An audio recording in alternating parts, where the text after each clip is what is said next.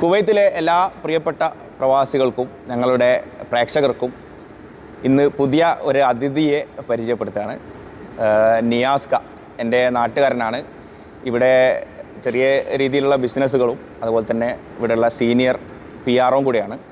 അപ്പോൾ അദ്ദേഹമാണ് ഇന്ന് ഈ വിസിറ്റിംഗ് വിസയുമായി ബന്ധപ്പെട്ട കാര്യം നിങ്ങളുമായി സംസാരിക്കാൻ വേണ്ടി എത്തിയിരിക്കുന്നത്. ഇന്ന് 7-ാം തീയതിയാണ്. ഇന്ന് വരെയുള്ള നിയമങ്ങളാണ് നിങ്ങളുമായിട്ട് ഷെയർ ചെയ്യുന്നത്. കൃത്യമായ വിവരം, അതുകൊണ്ട് തന്നെയാണ് നമ്മൾ ഈ ഒരു ഇൻഫർമേഷൻ വന്നപ്പോഴും 2 ദിവസം നമ്മൾ ലേറ്റ് ആയത്. അതിൻ്റെ ഒരു കൃത്യത കിട്ടാൻ വേണ്ടിയിട്ട് നമ്മളെ പ്രേക്ഷകർക്ക് കൃത്യമായിട്ട് ഉള്ള ഒരു ഇൻഫർമേഷൻ കൊടുക്കണം. അതിന് വേണ്ടിയിട്ടാണ് നിങ്ങൾ വന്നത്. അപ്പോൾ ആ ഇൻഫർമേഷൻ ഒന്ന് നമ്മളെ പ്രേക്ഷകർക്ക് ഒന്ന് പറഞ്ഞു കൊടുക്കുക, എന്തൊക്കെയാണ് എന്നുള്ളത്. മാഷാ അല്ലാഹ്, കുവൈത്തിൻ്റെ വൻ പുരോഗതി എന്ന് തന്നെ നമുക്ക് സമാധാനിക്കാം. എല്ലാ കേന്ദ്രങ്ങളും ഉണരുന്ന ഒരു കാഴ്ചയാണ് നമ്മൾ കാണാൻ പോകുന്നത് ഇനിയുള്ള ദിവസങ്ങളിലും മാസങ്ങളിലും. കുവൈത്തിൻ്റെ പുരോഗതി, അത് കൂടാതെ പ്രവാസിയുടെ ഉന്മേഷകരമായ പുരോഗതി. ഏറ്റവും കണികമായിട്ടുള്ള ഒരു കാര്യം എന്താണെന്ന് വെച്ചാൽ വളരെ സുതാര്യമാക്കി എന്നുള്ളതാണ് പറയാനുള്ളത്. സുതാര്യമായത് എങ്ങനെയാണെന്ന് വെച്ചാൽ 3 മാസം വിസിറ്റിംഗ് തുടങ്ങും. ഇതുവരെ 1 മാസവും അതിന് കണിശമായ നിബന്ധനയുണ്ടായിരുന്നു. ചുരുക്കം പറഞ്ഞാൽ വിസിറ്റിംഗ് വിസ കൊടുത്തുകൊണ്ടിരുന്നത്. ഇനി അതിൽ നിന്ന് മാറി നമുക്ക് വളരെ സോഫ്റ്റായിട്ട് സുതാര്യമായിട്ട് വിസ എടുക്കാം. അതിൻ്റെ ഘട്ടങ്ങളെന്ന് പറഞ്ഞാൽ 3 മാസത്തേക്ക് കിട്ടും.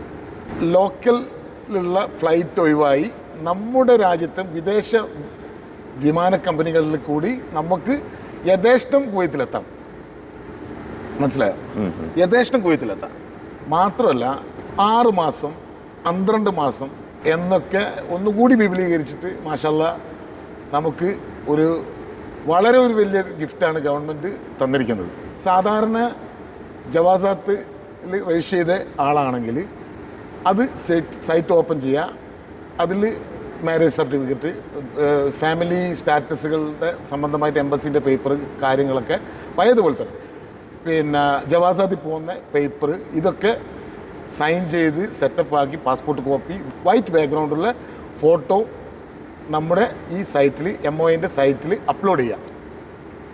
മനസ്സിലായോ? അപ്ലോഡ് ചെയ്ത് കഴിഞ്ഞാൽ നമുക്ക് 3 മാസം 6 മാസം 12 മാസം അത് നമ്മളെ ചോയ്സാണ്. ഓക്കെ, അത് പേയ്മെൻറ്റ് ചെയ്താൽ പിന്നെ 3 മാസത്തെ വിസിറ്റാണ് വരിക. പിന്നെ നിങ്ങൾക്ക് 6 മാസത്തുണ്ട്, അത് 9 ദിനാറാണ് വരുന്നത്. മനസ്സിലായോ? പിന്നെ വരുന്നത് 12 മാസത്തേത്, അത് 15 ദിനാറാണ് അതിൻ്റെ പേയ്മെൻറ്റ് വരുന്നത്. അപ്പോൾ ഏതെങ്കിലും സെലക്ട് ചെയ്ത് നമുക്ക് അത് ഡണ്ണായി വിസ പുറത്തിറങ്ങും. ഇതാണ് നിലവിലെ അവസ്ഥ.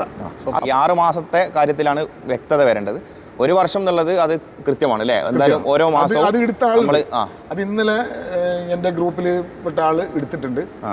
15 ദിനാർ കെട്ടി 1 ഇയർ മൾട്ടിപ്ലൈ എടുത്തിട്ടുണ്ട്. പിന്നെ 3 മാസത്തത് ഓക്കെയാണ്. 3 മാസം തുടർച്ചയായിട്ട് നമുക്ക് കിട്ടും. ജവാസാത്തിൽ അന്വേഷിച്ചപ്പോൾ ഞായറാഴ്ചക്ക് ശേഷം വരാനാണ് പറഞ്ഞിരിക്കുന്നത്. അങ്ങനെ എന്തെങ്കിലും സിസ്റ്റത്തിൽ ഇഷ്യൂ ഉള്ള ആൾക്കാർ, ഇപ്പോൾ പിന്നെ നമ്മൾ വീട്ടിൽ നിന്ന് സിസ്റ്റത്തിൽ എന്തെങ്കിലും എററോ എന്തോ കാണിക്കുന്ന ആൾക്കാർക്ക് വേണമെങ്കിൽ ടൈപ്പ് ചെയ്തിട്ട് നിങ്ങൾ ജവാസാത്തിൽ പോവാം. അങ്ങനെ ഒരാൾ ഇന്നലെ വ്യാഴാഴ്ച പോയപ്പോൾ സൺഡേ വരാനാണ് പറഞ്ഞിരിക്കുന്നത്. മനസ്സിലായോ? അതേ സ്ഥാനത്ത് വീട്ടിൽ നിന്ന് സിസ്റ്റത്തിൽ എടുത്ത് എൻ്റെ ഗ്രൂപ്പിലുള്ള ആളുണ്ട്, അദ്ദേഹത്തിന് കിട്ടിയിട്ടുണ്ട് 3 മാസത്തെ അല്ല 1 വർഷത്തെ മൾട്ടിപ്ലൈ. ഓക്കെ, അങ്ങനെയുള്ളത്. അപ്പോൾ പിന്നെ ഇതിൽ വേറൊരു സംഗതി കൂടി നിങ്ങൾ ചോദിക്കാനുണ്ടാവും, സാലറി 400 തന്നെയാണോ എന്നുള്ളത്. ഈ വിസിറ്റിംഗ് വിസക്ക് 400 KD തന്നെ സാലറി വേണോ? വിസിറ്റിംഗ് വിസക്ക് 400 KD വേണം. വൈഫ് മക്കള് അത് കഴിഞ്ഞാൽ 500ന്റെ മേലെ വേണമെന്നാണ് നമ്മളെ പേരൻസ് ഞാനിതുവരെ അറിഞ്ഞത്. 800 എന്ന് പറയുന്നത് അങ്ങനെയുണ്ട്. അത് വൈഫ് മക്കള് അത് കഴിഞ്ഞാലുള്ള ആൾക്ക് 400 മതിയാവില്ല. അതിൻ്റെ അടുത്ത ആഴ്ചയാണ് അതിൻ്റെ ഹൈ കറക്റ്റ് ആയിട്ടുള്ള. ഇതൊരു കോമൺ ആക്കി കമ്പൽസറി ആക്കിയല്ലോ മൊത്തത്തിൽ വിസിറ്റിംഗ് വിസ. അപ്പോൾ അതിൻ്റെ കൂടി അപ്ഡേഷൻ അടുത്ത ആഴ്ച ഇൻഷാ അല്ലാഹ് അറിയാൻ പറ്റും. പിന്നെ കുവൈത്തും നമ്മുടെ മറ്റ് GCC ആയിട്ട് ഒരുപാട് മഹത്വങ്ങളുണ്ട്. എല്ലാവരും ചെറിയൊരു നെഗറ്റീവ് തിങ്സ് എല്ലാം പുറത്തുനിന്ന് പറഞ്ഞ് കുവൈത്തിൽ വിസ ഇല്ല, കുവൈത്തിൽ അതില്ല, കുവൈത്ത് വളരെ മുരടിച്ച് പോവാണ്. പക്ഷേ എൻ്റെ ഒരു 10-32 വർഷത്തെ കുവൈത്ത് ലൈഫിൽ എനിക്ക് ഏറ്റവും കംഫർട്ടബിളായിട്ട് തോന്നിയ സ്ഥലം ഇതാണ്. ഞാൻ ദുബായി പോയിട്ടുണ്ട്, UAE പോയിട്ടുണ്ട്, സൗദി അറേബ്യയിൽ പോയിട്ടുണ്ട്. ഇവിടെ വളരെ അനുഗ്രഹപ്പെട്ട നാടാണ്. കാരണം എന്താണെന്ന് വെച്ചാൽ ലോ കോസ്റ്റാണ് വിസ. ഇവിടെ ലോ കോസ്റ്റ് കൺട്രിയാണ് GCCയിലെ ലോ കോസ്റ്റ് കൺട്രി. അതായത് ഒരു താമസത്തിനായിക്കോട്ടെ, മോശമായിട്ട് ആഗ്രഹിക്കുന്നവർ എവിടെ വേണമെങ്കിൽ താമസിക്കാം, എവിടെ വേണമെങ്കിൽ ചെയ്യാം. പക്ഷേ ഒരു സാധാരണക്കാരന് ഒരു പെട്ടെന്ന് ഇപ്പം കുവൈത്തിൻ്റെ മൂല്യമാകട്ടെ എന്തോ ആയിക്കോട്ടെ, കുവൈത്തിൽ വന്നവർ അനുഗ്രഹീതരാണ്. കാരണം എന്താണെന്ന് വെച്ചാൽ ഒരു ലേബർ വിസ, ഒരു ഷൂൺ വിസ ഇവിടെ കുവൈത്തിലെടുത്ത് വന്നിട്ട് അതിന് കേവലം അതിന് ഫീസ് വരുന്നത് 150 ദിനാറാണ്. സ്പെഷ്യൽ കാറ്റഗറി ഒഴികെ ഒരു സ്ഥാപനം എടുക്കാൻ ഒരു മുതലാളിക്ക് ഇപ്പോൾ 10 കോട്ട ഉണ്ടെങ്കിൽ അതിൽ 3 വിസ ആയിരിക്കും. ഈ 3 വിസ നോർമലിൽ കിട്ടുന്ന ആ 3 വിസ എടുത്ത് വന്ന ആൾക്ക് കുവൈത്തിൽ 150 ദിനാറേ ചിലവുള്ളൂ.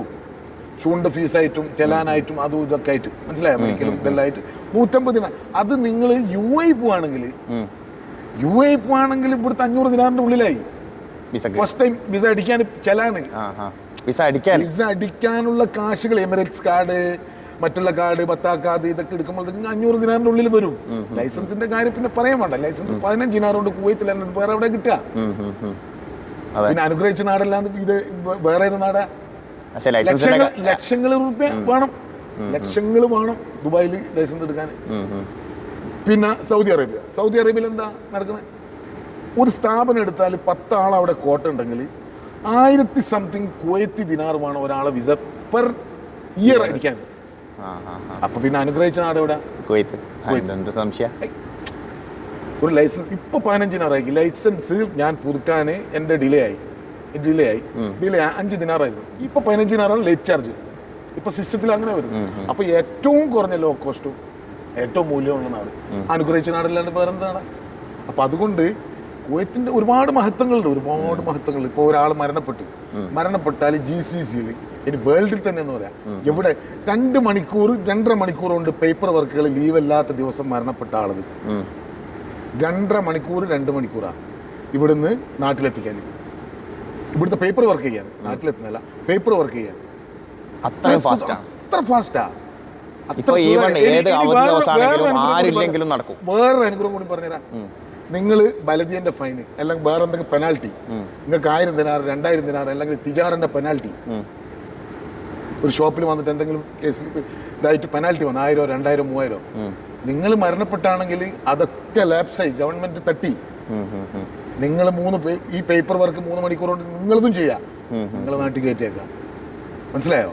അപ്പോൾ അത്ര അനുഗ്രഹപ്പെട്ട നാടല്ലാണ്ട് പിന്നെ വേറെ അനുഗ്രഹപ്പെട്ട നാടല്ല. അപ്പോൾ ഇവിടെ മര്യാദക്ക് ഒരാൾ പിന്നെ പ്രവാസിയായി നിൽക്കുകയാണെങ്കിൽ മര്യാദ ഉള്ളവരാണ്, മറ്റുള്ള വേണ്ടാസിനോ അല്ലെങ്കിൽ വാഴ്ചലകളോ ഇല്ലാത്ത ആളാണെങ്കിൽ വേറെ ഇതിനേക്കാളും അനുഗ്രഹപ്പെട്ട നാട് വേറെ ഇല്ല. കൊറോണയ്ക്ക് ശേഷം വളരെ പാനിക്കായിരുന്നു, വളരെ വിഷമമായിരുന്നു. എത്രയോ എഞ്ചിനീയർമാർ KOC അവിടുന്ന് കൂടുന്നൊക്കെ നാട്ടിൽ പിന്നെ ഒഴിവാക്കി പോയി കളഞ്ഞിട്ട്. കാരണം ഫാമിലി വിസ ഇല്ല, നല്ല ജംബോ ശമ്പളമുണ്ട്, സാലറി ഉണ്ട്, ഹൈ സാലറി ഉണ്ട്. ഒരുപാടാണ് എൻ്റെ അറിവിൽ നാട്ടിൽ റിസൈൻ ചെയ്ത് പോയിട്ടുണ്ട്. അത് തൽക്കാലം ഗവൺമെൻറ് ചെയ്തതാണ്. അത് കുറച്ച് നീണ്ടുപോയി അത് ആ ഒരു പ്രോസസ്സ്. പിന്നെ ഗവൺമെൻറ് തള്ളിക്കയറുന്നതിന് പെട്ടെന്ന് ഓപ്പണാക്കി ഡിഗ്രി സർട്ടിഫിക്കറ്റ് വേണമെന്ന് പറഞ്ഞു. അതൊരു നിബന്ധന വെച്ചാ ജവാസാത്തും കാർഡ് കയറിയിട്ട് ആൾ അങ്ങനെയാണ് എൻ്റെ ഒരു കാഴ്ചപ്പാട് കേട്ടോ. പിന്നെ അത് വളരെ സ്മൂത്തായി വന്ന്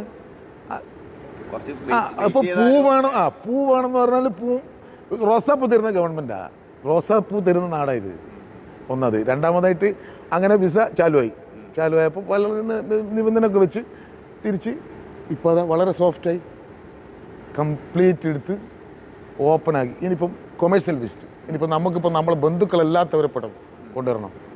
ഡിഗ്രി സർട്ടിഫിക്കറ്റ് ഒഴിവാക്കി.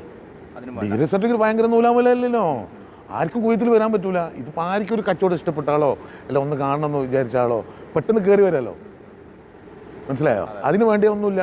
കമ്പനീൻ്റെ പാസീവ് പബ്ലിക് അതോറിറ്റിൻ്റെ ഒരു പേപ്പറും പിന്നെ പാസ്പോർട്ട് കോപ്പിയും വൈറ്റ് ബാക്ക്ഗ്രൗണ്ട് ഫോട്ടോയും മാത്രം മതി. ഏത് കമ്പനിക്കും എടുക്കാം, ആരെ വിസയും. നമ്മളിപ്പോൾ നമ്മളെ ബ്രദർ ഓന് ഡിഗ്രി ഇല്ല, ഓനൊന്ന് കുവൈത്തിൽ കാണിക്കണമെന്ന് പറഞ്ഞാൽ നടക്കലില്ലായിരുന്നു.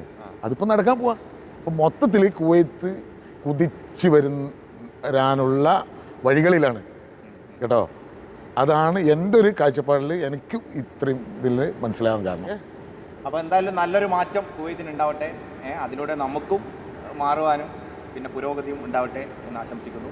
അപ്പോൾ നിയാസ് കാക്ക എല്ലാവിധ പിന്നെ നന്ദിയും ഈ അവസരത്തിൽ നിങ്ങളുടെ പേരിലും എൻ്റെ പേരിലും രേഖപ്പെടുത്തുകയാണ്. അപ്പോൾ അടുത്ത ഒരു ഇൻഫർമേഷൻ വീഡിയോ ആയിട്ട് നിയാസ്ക വീണ്ടും നിങ്ങളുടെ കൂടെ.